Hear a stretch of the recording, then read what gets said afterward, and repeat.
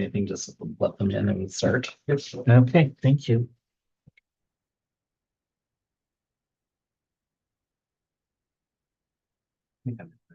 Phone, yep.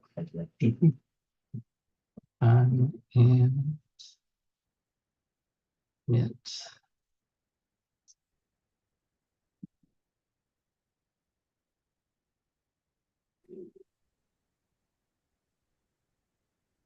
Hello, Hi. it's nice to meet you, Nice. Hi. Sophie. Sorry, I'm just getting all these Okay. weird screens on here. Can you guys hear me? I Yes. can hear you, yeah. Perfect. Hi, Jamie. Hi. Hi. I was trying to position my computer in the beautiful. Hi. Thank you both for doing this. Yeah, thank you for having us. Well, I loved both of your books. They were wonderful. Thank you. Thank you. Oh, now I have to remember if I can figure out how to do that. Oh, we are recording, so good. Once you're ready, we'll go ahead and get started. I'm good. I'm Okay. good too. I got our books there. I don't know if you can see it. I'm in my classroom, so I apologize ahead of time if announcements get made. It's after school, so they shouldn't, but some kids straggle around and It just adds that element of the real world. yes. To things. Yep. We'll I'm go. in my office at my day job as well, and I actually work in an arena, and we are Oh. having but hopefully you can't hear anything. So Okay. Well, we'll just roll with it. Yeah, perfect. Okay, we're ready to go then. All right. Welcome to another virtual author chat with the Poison Pen Bookstore. I am John Charles, and today the Poison Pen and I are both delighted to welcome authors Sophie Sullivan and Jamie Wesley, whose new books are Sophie's is Can't Help Falling in Love, and Jamie's latest is Fake It Till You Bake It. The Poison Pen would be delighted to hold copies of one or both books for you or put them in the mail. Just give us a call or go online to the Poison Pen Bookstore. Now I'd like to welcome Jamie and Sophie. Thank you very much. Thank you so much for joining us today. My first question for both of you is, I'm always fascinated because authors don't just spring out of nowhere like Athena out of Zeus. They have a past, and that often can be quite interesting. So can you tell us a little bit about Sophie and Jamie before you became published authors? And why don't we start with you, Sophie? Okay, sure. Well, a lot of who I was before being an author is the same. As I just mentioned, I'm actually still at my day job, just like Jamie. The students have gone home, but I'm a teacher full time. So I've always kind of written, as a kid and as a teen and a young adult, but it started getting more and more involved and more in a professional realm in the last 10 years or so. Not to the point that, I won't be teaching anytime soon, but enough that I've really started to share my stories a lot more. And it seems like I'm getting a chance to write a lot more stories, which is really great. But before that, before I started writing Sophie Sullivan stories, my actual name is Jody Holford. And so I write under my own name as well. So I did that a lot for a time before Sophie Sullivan ever came into existence. Yeah.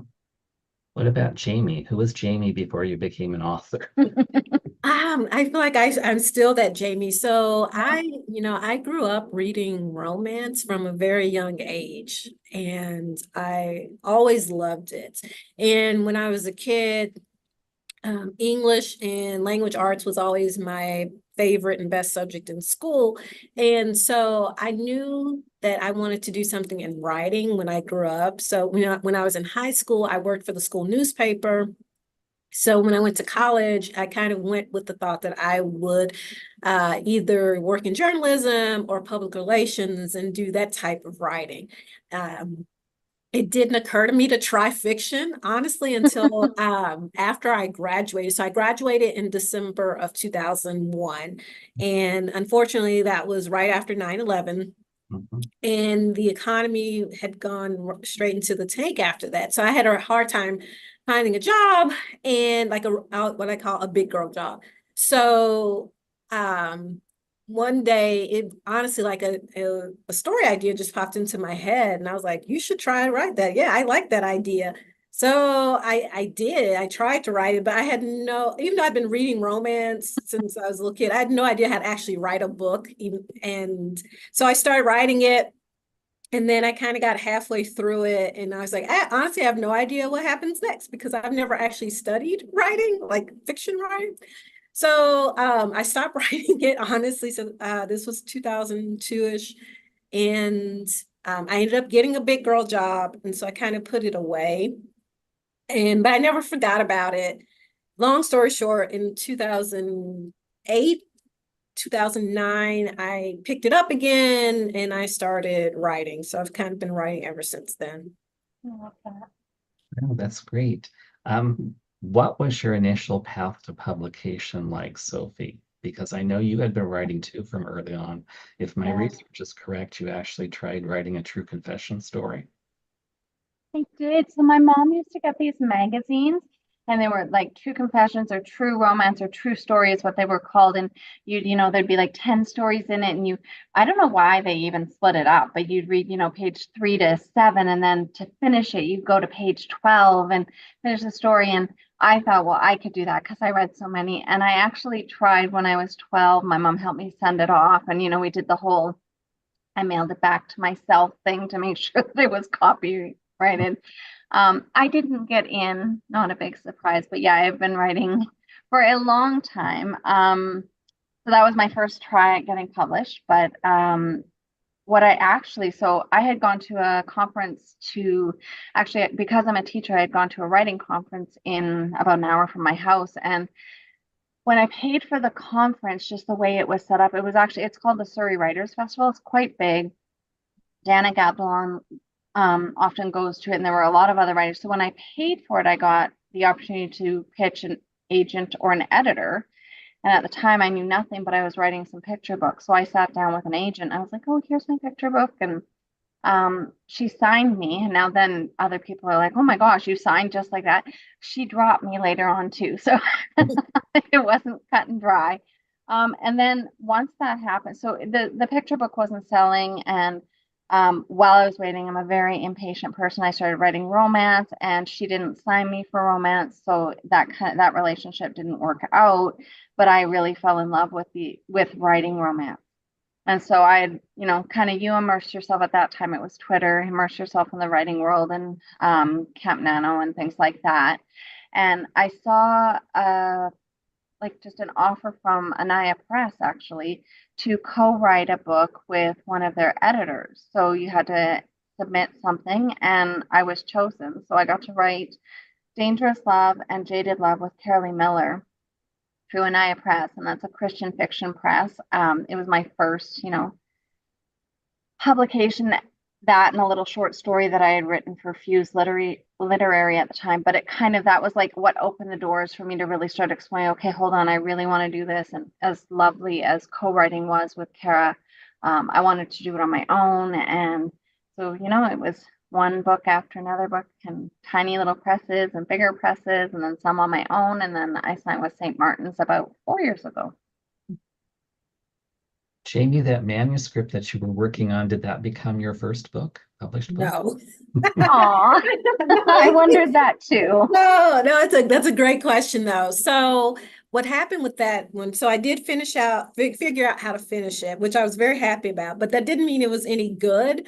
But so what happened was, but I was bitten by the bug and I was like, oh yeah, I know how to finish the story now. This is great. So I started, at that time, I really wanted to write for Harlequin because I'd grown up reading Harlequins. And so I don't know if they still have it, but on the Harlequin website, they had message boards and for writers or aspiring Harlequin writers. So I joined that. And then 2010, the beginning of 2010, yeah, it was January. I was like, okay, new year, new me. And I went to my first Romance Writers of America meeting. They have local chapters. So I'm from Dallas. So I went to the Dallas chapter meeting and I've been writing ever since. So in 2012, I actually finaled in the Golden Heart contest, which is a RWA contest for unpublished writers. And that was huge for me because I was like, oh, maybe I do know what I'm doing. Okay, wow, this is great. So when you final, it's a pretty big deal. So I started querying agents and they all rejected me. Which, which sucked, duh. But at the same time, it didn't stop me or faze me really. I just knew that I needed to work on the story. So that's what I did. I went back to page 1 and basically did a rewrite of the story. And once I felt it was actually publishing worthy, I submitted it to Entangled, which is a digital publisher. So that book was published in 2014. So I finalized in 2012 and it got published in 2014. And that book was called Tell Me Something Good. And I've been writing ever since. Let's talk about the books that brought you here. For you, Sophie, it's Can't Help Falling in Love. What can you tell us about the book? It's got lots of fall vibes. That's to start. I think this is the first book I've done with St. Martin's Press where it's coming out in the actual season. So my last book, Love Naturally, came out in January, and it's like a total summer book. So it's been really cool for me to see the book come out in the season that it's actually representing. So it's a fall in Seattle, and Lexi is a woman who, at 18 had a full scholarship and all these dreams and aspirations as you do at that age, and a straight path forward. And her dad passed away right before she finished her degree, and it kind of derailed everything that she was doing. And now she's about 25 and ready to get back on track. But of course, she's waitressing because she's trying to get the money to do all the things she needs to do. And she's just having one of those days that we all have where she's like, oh my God, how am I in this position? And she's waitressing and she sees the 3 girls that she was really good friends with in high school. And they come in and, she can overhear them. And one's, I have to get back to my meeting because now I'm a partner in a law firm. And, she's like, and here I am as your waitress. So she panics and she sits down with this good looking customer that had been really nice to her. She's a really, really bad waitress. So the fact that he was really nice to her really, stuck with her. So she kind of sits down because she doesn't know what else to do. And of course they think, oh, wow, you're here with your boyfriend too. And she's like, yep. And it goes from there, and they end up actually in a fake engagement. And it's about, it's got a lot of themes in it. It's got a lot of there's grief in it, the process of losing her dad and helping her mom come back to life. But also that idea that, okay, the path wasn't straightforward, but who do you want to become and who are you now? Like it's still valid, and what do you want next? So yeah, a lot of that. Jamie, you have something in the works, but what readers can find on the shelf right now is your book, Fake It Till You Bake It. What can you tell us about that book? So it's the first in a series, and my elevator pitch is always it's about football players who own a cupcake shop. Love it. So that first book is about one of the 3 owners, and the shop has just opened and it's not doing so hot, and he's frustrated by this, of course. And a lady comes in and she doesn't realize he's basically standing behind him. And she says some not so nice things about it. And he, of course, is already not in a good mood. So he confronts her about it and they kind of have a back and forth. And it turns out that she is the granddaughter of the team he plays for. Granddaughter, yes, she's the granddaughter of the team owner. And the heroine, she is the villain on the latest season of a reality dating show very similar to The Bachelor. Everyone hates her, and she has no direction in her life. So her grandmother's like, you need direction. You need to get a job. She asks Donovan, the hero, if he will give her a job, and he says, of course, because she is the owner of the team he plays for, and he doesn't want to upset her. So, like Sophie's story, they end up fake dating, of course, because that's what you do when you meet someone. And during the course of that relationship, it becomes real, and lots of shenanigans ensue.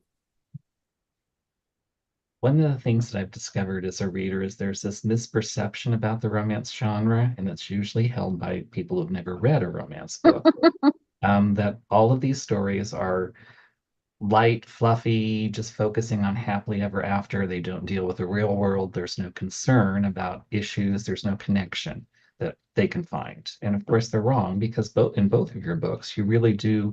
There is happy ever afters. There is a love story, but you also deal with some real serious topics in a very thoughtful way. In your case, Sophie, it's dealing with grief. Gwen, your heroine's mother, is really going through a rough patch, as well as her daughter.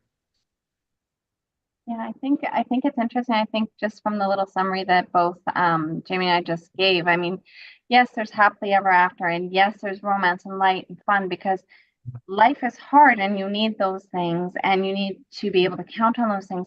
But the simple fact that both of these women start the stories as their worst selves, right? Getting off a dating show as the villain or working in a job that she feels is dead end because she can't get something else. I mean, these somebody asked a question the other day, why romance? And that was it. That was the question. I'm like, because it's magnificent, because it's full of hope, because even though you got flawed characters, like we're flawed humans, it's all about, okay, but if I try and I try and I try, I'll get somewhere and I'll be able to do this. And yes, my mom is grieving or my shop is not succeeding, but there's still other elements in life that pull you out of that. And I think actually romance is such a reflective genre of society.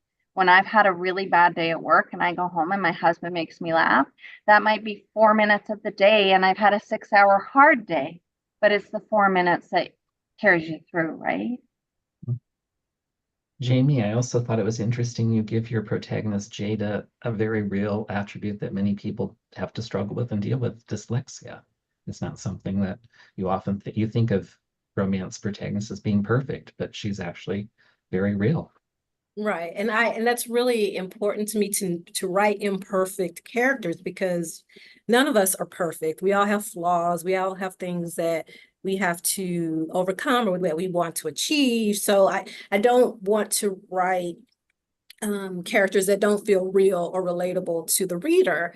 I do want the reader to empathize with the character and to understand them. So in order for that to happen, you have to write them as real people and really dig deep into who they are and why they are the way they are. With the dyslexia thing, it was interesting. You know, I talk about me. I don't have dyslexia, but I am disabled.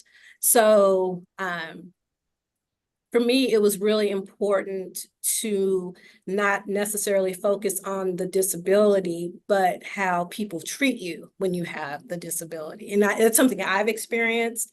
Some people mean well, some people are mean, and how that affects you with your disability, because, you know, again, I have a disability, I have a physical disability. So I know that that disability isn't who I am.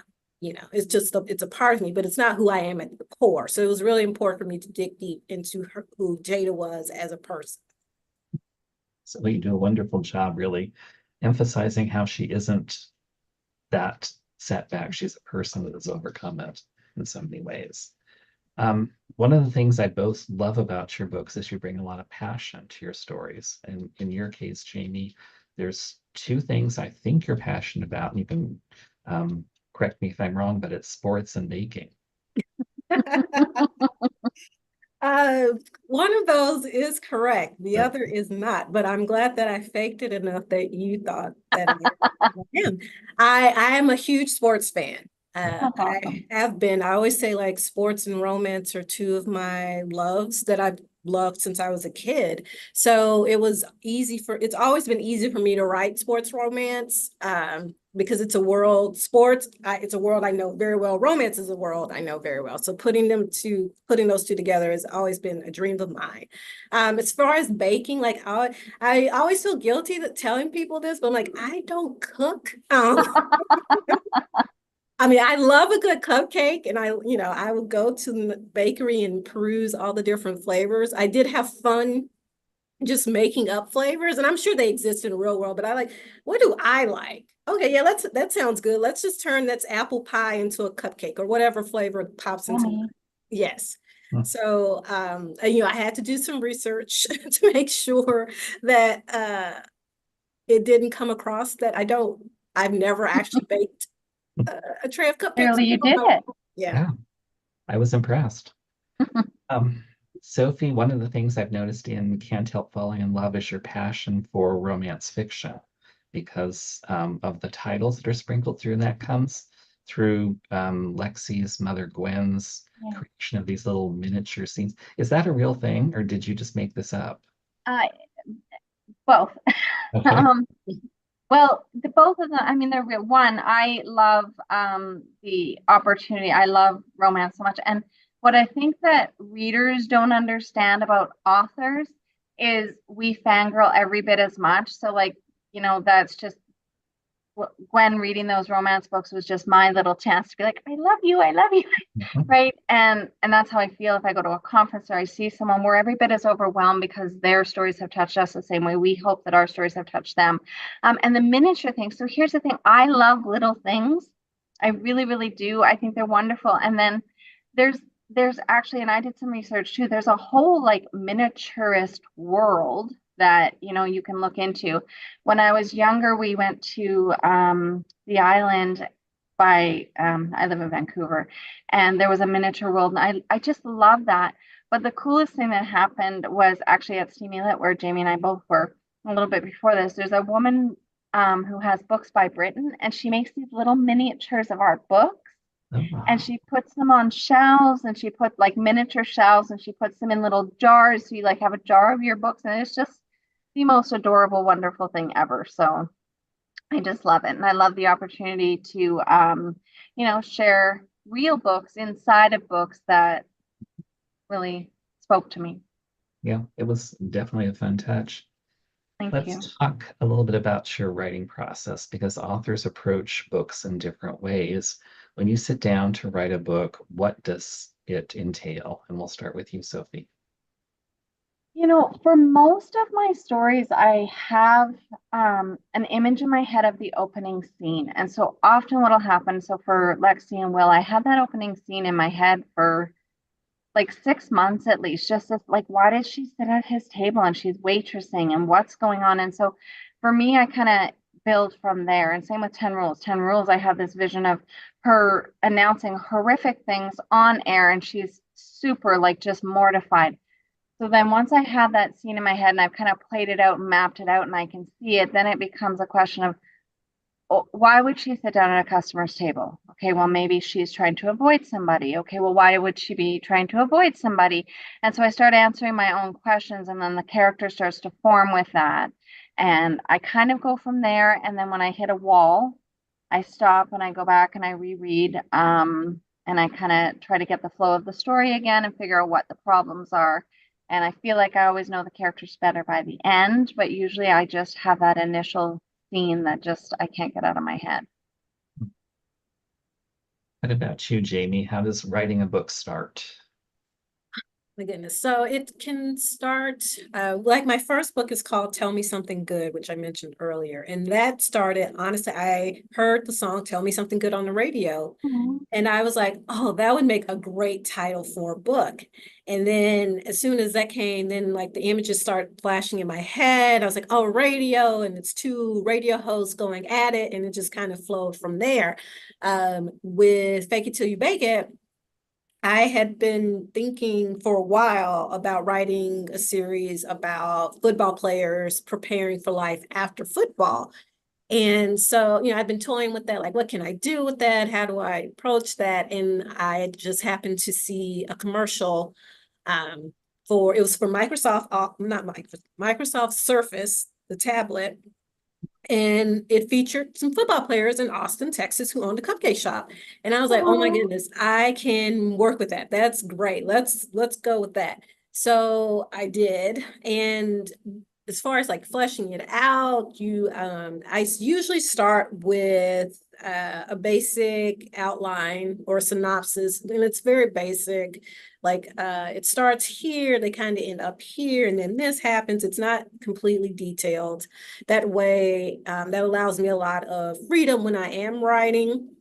I also do like character, I'll call them character beat sheets, where I start off with, okay, what's this person's history?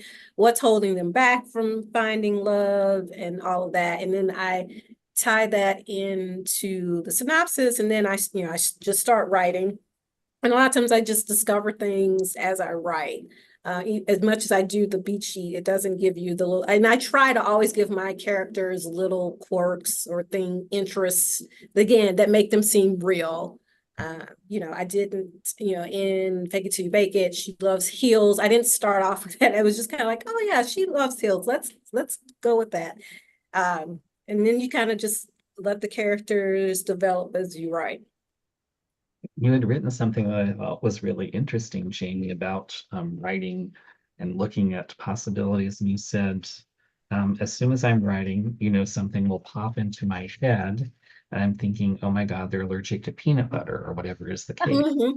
So it's being open to, I mean, I know there are some writers that live and die by their draft and they don't want to veer out of the lanes, but sometimes being open to that serendipitous kind of occurrence can really make the story that much better. Absolutely. I completely so the next book in the series, which comes out in November, it's called A Legend in the Baking.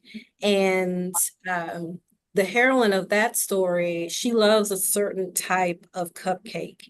And again, that was not something that I thought of before I sat at my computer and started writing. It came to me. And then what I love is it's a small detail, but it actually ends up being like a larger part of the story. And I love that. That's so much fun to me. Both of you have now been writing for a while. So what have you discovered now as a writer that you wish someone had told you back when you were starting out? And what has surprised you the most about the business of publishing? Um, I So what surprised me most, I think, about the business, which I think is a kind of a double-edged sword and really hard, is how much work goes into writing that isn't about writing. It's about making sure I connect or making sure that, I've got content and making sure that I'm accessible. And for the most part, for things like that, I want to be engaging with readers and I want to be engaging with people on Instagram and things like that. That piece I don't mind, but feeling, that need to post something entertaining and something that gets views and, oh, do I have enough followers? It surprises me how big a part that is, because it's truly, I'll sit down at the computer to write for, I have an hour of time here, and then I've got to update something and I've got to make a graphic and I've got to, oh, somebody asked me to do a little interview. Can I do that real quick? And then it's like, I have 20 minutes left. I'm going to, get a couple chapters out. So that surprises me. What do I wish I had known? I think I knew it all along, but I think I wish I had believed it more. And that is, all of us have room for our stories, right? It's really, and again, it goes back to the social media piece and that comparative piece, which is often a theme in my books, and that idea that, okay, well, football books are really popular now. I should be writing a football book. And it's like, well, it's embarrassing how little I know about football. You don't want me writing a football book right now, right? So you have to write your story and the way it comes. And, even if there's another book out there that, also has these kinds of an anxious character who's, living with her mom and stuff, it's still your story. And just kind of, I wish I had let myself believe, or just had been easier on myself about that. I don't have to write a different story. People are following because of my voice and my stories, and the stories I tell are the ones that the right people will pick up. It's just really hard to believe sometimes, right? It's true. Jamie? I just remember, in the early 2010s or whatever you call that decade, I was really getting into the romance community and writing, and everyone's like, you have to join Twitter, you have to join Twitter. So I did join Twitter, and then honestly it was great. But what I remember I was very surprised. I was like, oh, everyone knows everyone else in the romance writing community, or at least it feels like they do. Which was good. It's just like, oh, I didn't know that. I just know that when growing up as a kid, reading romance, it was a very solitary activity for me. I didn't know any other romance readers. I just read it because I loved it. And my mom would take me to the bookstore and I would buy whatever I want and I would read it, but I never really shared. So I wish I'd known that there was actually like an active online romance community when I was a teenager. And something else that really surprised me when I started writing, as a romance reader, I just I was very naive, and I just assumed that writers just sat down and the story just flowed and it was great and fun. And it's not great. I love it, but it's also really hard to write a story up to my standards that I feel will be interesting to readers. And yeah, so I would like to apologize to all those other, when you would get like, why is it my favorite author releasing a book 2 or 3 books a year? Because it's hard. That's why they are doing that. So my naivete. Yeah. Well, I think sometimes there's also this misunderstanding. Every writer is different. Some writers can write 4 books a year. Some writers can write 1 book every 4 years. And you can't push a writer to do something outside their own literary comfort zone. Otherwise, the results are not going to be satisfactory. But there is this expectation when you see some authors writing a book every month, like, why can't every author do that? And that you just have to realize authors are unique like people. Yeah. I mean, that's what I'm learning about myself. That I way back when I was like, oh, I'll be able to write 3 books a year, and it has not turned out that way. And I'm trying to be okay with that. It's Yeah, you hard have to be sometimes. okay with that. Yeah. One thing I think both of you do serve as an inspiration to aspiring writers is you both have day jobs. So you're both juggling writing with the real world. And I know a lot of times people think you can't do that. You can't write books if you have to do something else during the day, but it can be done. It can. And it's exhausting. Yes. It's tiring and it's hard. And that is often a question, or, I get all the time. My husband gets all the time. And how does she write so many books? How does she work full time and write books? Well, one, my kids are a little bit older now, but I did it when they were younger too. And two, this is my 23rd year of teaching. So even though it's stressful to come back and the kids are a lot and everything's a lot, it's not like it's my first day on the new job. So, there's some comfort and flexibility there. But also, it's just, I truly believe we make time for the things that we love. I don't love golf, so I don't go golfing. I write books. I don't love going to the gym, so I write books. I like baking and eating the baked goods, but I write books, right? So just all those things, people are amazing. They have all these talents. You see people on Instagram that, they're sewing things and they're creating these beautiful Instagram posts with our books and stuff. I can't do that. And I don't want to because I'm writing books. So I think it's just how we choose to fill our time. Maybe you work in sports management. So what's that like, writing and juggling a sports career? Yeah, it's very hard because, as I always say, sporting events take place at night and on the weekends, and that would normally be the time when you would write. So it is hard. But at the same time, I know my schedule. So it's like, okay, I don't have an event tonight, so I need to go home and write. Or I don't have any events this weekend, or I have an event Saturday, but not Sunday. So Sunday I'll make time. So that's really it. Just finding time when I can. My schedule, because I do work irregular hours, I can sometimes take off days like a Monday or Tuesday because I work the weekend. So that helps a lot. But it is tiring. Yes. We do have a couple questions from people tuning in. One of them for both of you is, how much input do you have as authors into your books' covers and titles? Or is that something that is completely left up to the publisher?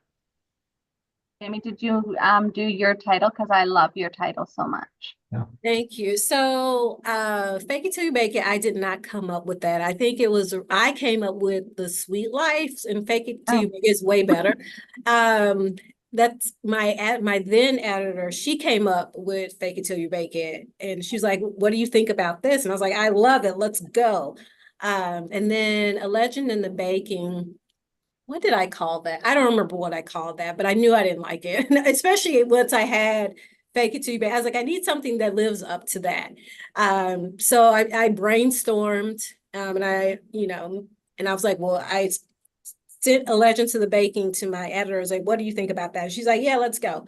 So that was good. As far as covers, with Fake It Till You Bake It, I knew when I signed my deal with St. Martin's, I knew that there was a 99.9% chance that they would give me an illustrated cover because that's what's popular. And I write rom-com. So, So when that happened, I started, when I scrolled through Twitter and someone would do a cover reveal, I would save the illustrated covers that I liked, and I would go look up the artists if possible.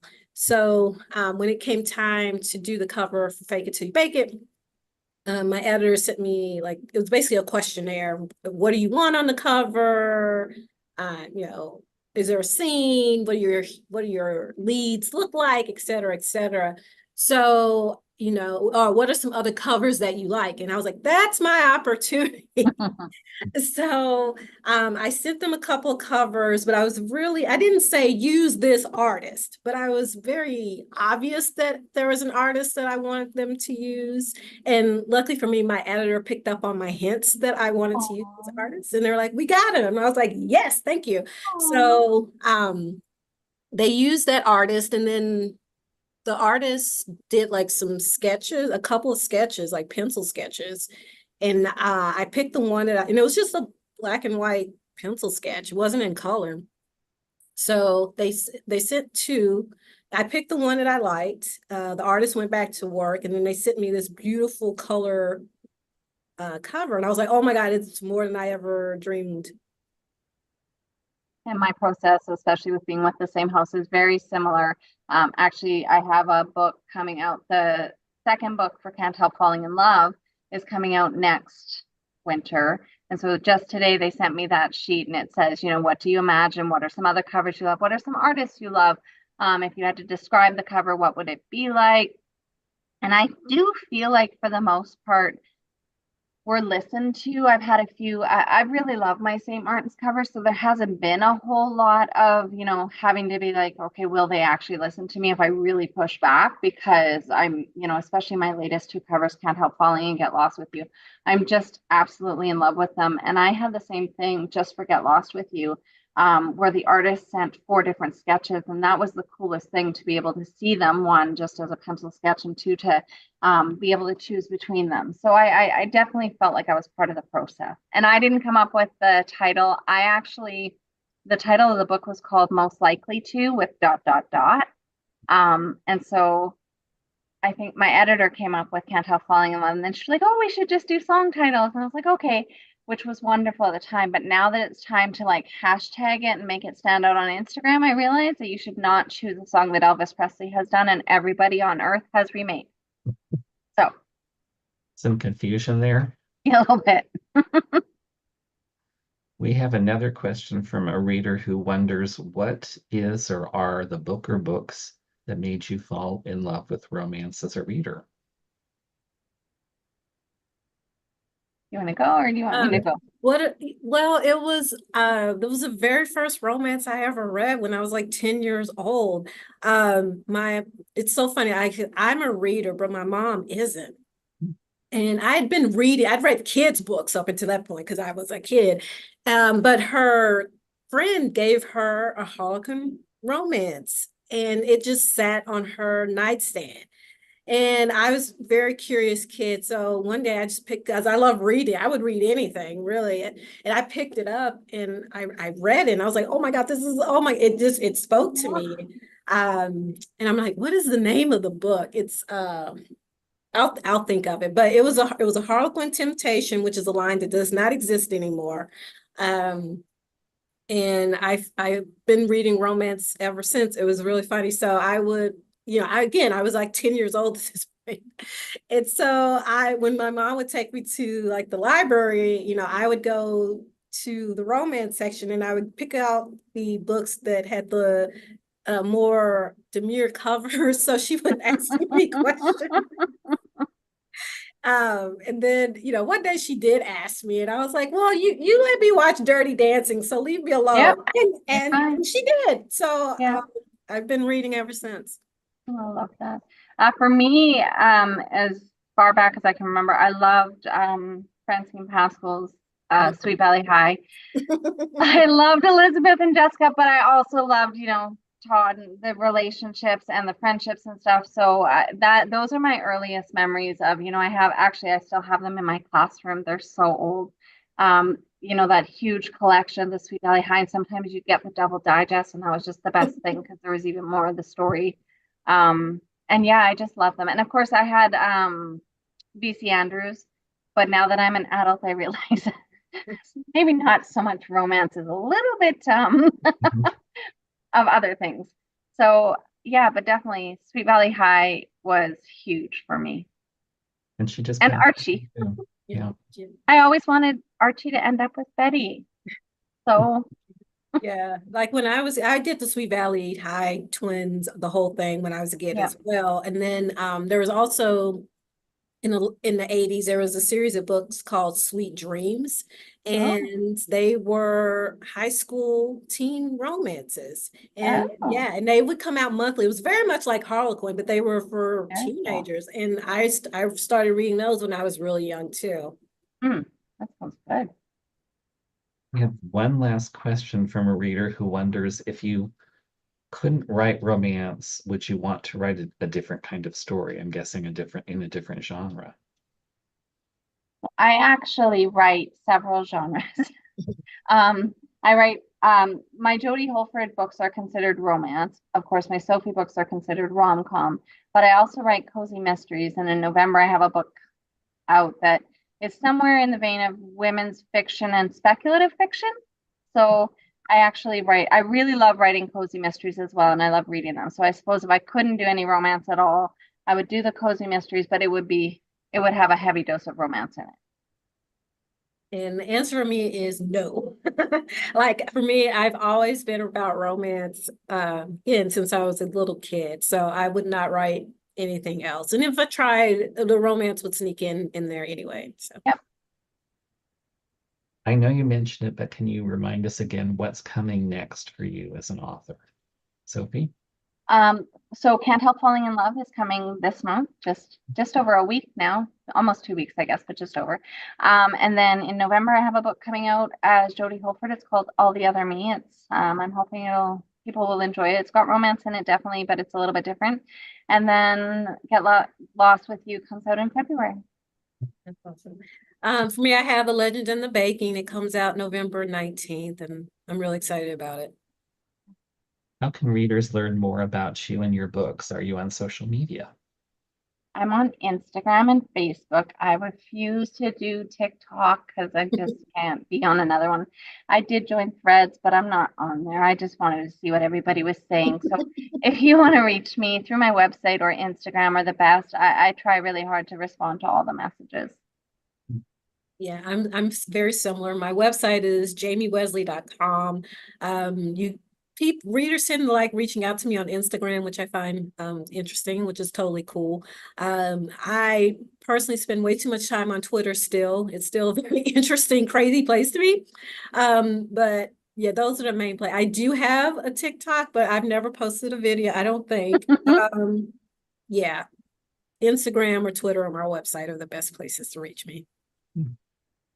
I can't believe how quickly our time has flown by. We've been Yeah. very fortunate to have with us at the Poison Pen virtually authors Jamie Wesley and Sophie Sullivan, whose new books are either soon to be on the shelves or coming in November from Jamie. I'd like to thank both authors for taking time to stop by and share their thoughts. And for those tuning in, thank you for joining another author chat at the Poison Pen Bookstore. Yeah. Thank you very Thank much for having you. us. It was nice to see you again, Jamie, and it was It nice was, to meet you. Thank yes. you. Thank you very much as I click buttons and hopefully dislodge us. Thank you both. Terrific. It was awesome. Thank you, Looking Thank Jamie. you forward for to next having week. us. Yeah, thank you very much. And it was Oh, nice to and it was nice to meet you. We'll get the link to you and your publishers. It usually takes about a week for us to Okay, process it. that's perfect.